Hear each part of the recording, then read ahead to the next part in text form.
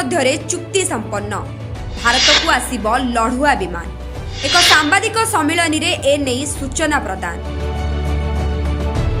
भारत दिनकु दिन प्रतिरक्षा क्षेत्र में निजकु शक्तिशाली करुछि।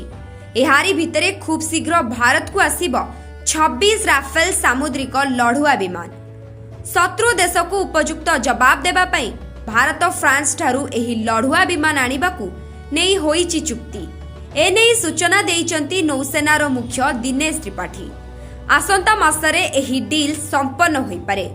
नौसेना उपरे आयोजित होइथिबा एक सांबादिक सम्मिलन रे एने सूचना देइचंती नौसेनार मुख्य दिनेश त्रिपाठी।